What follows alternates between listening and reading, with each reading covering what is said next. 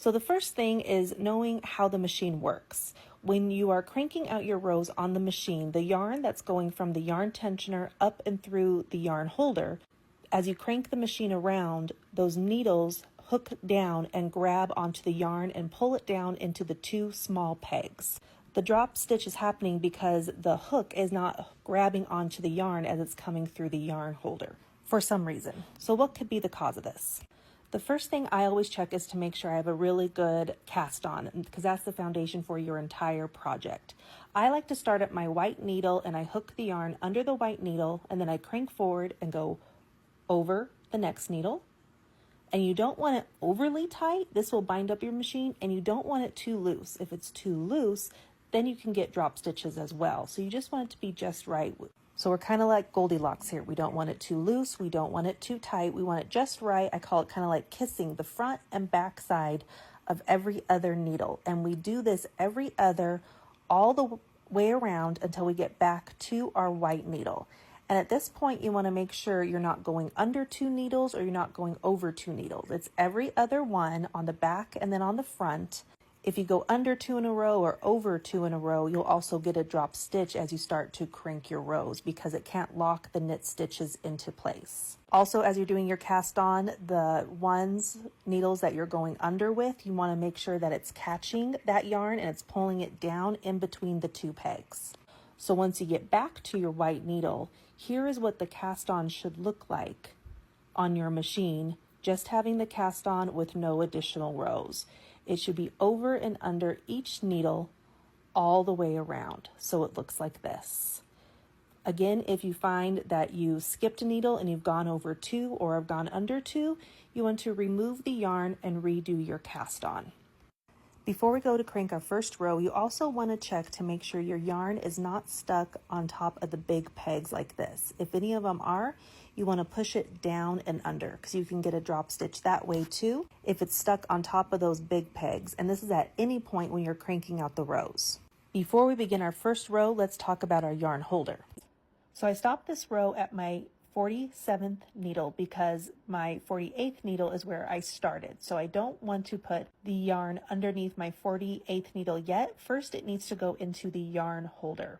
And you want the yarn to go from the front all the way to the back. And it kind of looks like a little tongue sticking out. If your yarn looks like this and is not all the way down into the front, the needles are not going to catch the yarn and you will also get drop stitches. So have it completely seated down to the front, all the way to the back, and then we're going to put it in the yarn tensioner. There are 3 holes. I usually like the middle hole for the number, a medium weight yarn like this. And then I like to put my yarn in a bowl on the floor in front of my machine. Now you can start cranking out the rows for your project. But you will notice with my left hand, I am not just relying on the tension holder, I'm using my left hand for tension. The tension holder I really just use as a guide for the yarn, and between my thumb and my pointer finger, I'm not holding it tightly down, I'm just giving it slight tension on the yarn. As we crank out rows, the yarn skein itself is going to have less and less yarn, so it's going to be creating less and less tension. So I use my left hand to compensate for that tension. Another thing is people sometimes add weight to their project to help pull the fabric down to keep all the fabric seated right on the machine. So in this video here, I was doing a panel and I used binder clips at the end. This was recommended to me by someone who was watching my live, and it worked really well. There's also a weighted claw clips that you can buy on Amazon to hook that has like 4 or 5 hooks that look like this to help give a little bit of weight to your project fabric to keep it on the machine right. Another thing could be that your machine is moving around too much. I use these removable sticky glue pads that are silicone. I cut them in fourths and I put them to the suction cups on the bottom of my machine. And this helps it really adhere to my tabletop, even when I'm using my wooden one, so the machine can't move too much. I have been told if the machine is moving too much, then it makes it where the needles can't hook down or grab the yarn because it's missing that yarn. So this works really well. You can get it on Amazon, I think for a pack of 10, and then you just pull them on up. They don't leave any residue. You can wash them. They're reusable. And I just use the little film protective cover to put them back on the bottom. And these have been really great.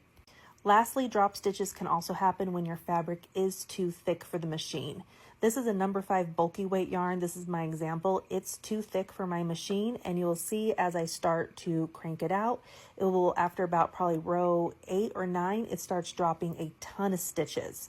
So if you're having that problem, try just a thinner yarn and see if you can get that to work with no problems, because maybe it is just the yarn that you have tried to use. It is way too thick. I personally have never gotten a bulky number 5 weighted yarn to work on my machine. I always go to DK number 3 fingerling yarns, number 2s, and then also number 4 worsted weight yarns work really well. And I'll put a link in the video description below that shows yarn that I really like to use. But here's the example of it being too thick and dropping stitches, and I just had to remove it from the machine.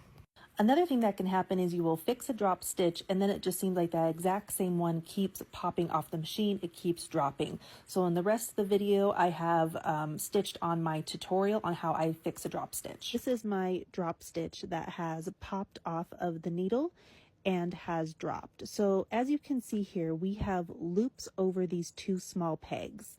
And this is what the machine normally has, but there's also a piece of yarn hooked under the needle. So when I crank this around, it pops that loop up and over the needle as the needle comes up. And then there's a new piece of yarn underneath the needle that goes down onto those 2 pegs, and it all gets like locked into place, making that knit stitch. But since I have a drop stitch, we want to fix this. So first thing I'm going to do when it gets to the yarn holder, I'm going to take the yarn and put it over the needle, because I don't want the needle grabbing any more yarn, because it will just start going in a loop and continue to drop stitches. Then I always like to fix the stitch when it's on the left side of my machine. So I crank it around until it gets almost back to the yarn holder, and then we're going to fix it. So I take my loom pick and remove if there is a loop around those 2 pegs, because we don't want that. And now there's no yarn underneath that needle as well anymore, and that's good. So we can now fix this loop. I take the loom pick to pick up the loop I do have still intact with the stitches, take my crochet hook and put it underneath those bars, pick up the loop, put the bar over the loop, and then pull the loop over the bar. So bar over the loop, and then loop over the bar and the crochet hook. And we do this all the way till we get back up to the top, and this is how it's going to create the same looking knit stitches that the machine makes. That's why the crochet hook needs to be underneath. And so we're going to do this all the way up, take the bar over the loop, now pull the loop up and over the bar and the crochet hook. That bar is now your new loop. And so I'll do this just a couple more times till all we're left with is a loop left on our crochet hook. And why I like doing this on the left side of the machine, if I do it on the right side of the machine, I'll start cranking my rows and I will forget that I had fixed the stitch and it will just drop it again. And I'll show you why. Here I'm at my last one where I take the loop, put it over the bar and the crochet hook.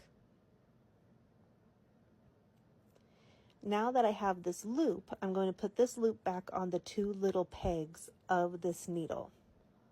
And it's really easy to do this if you have a loom pick. If you don't have a loom pick, use a paper clip that you undo.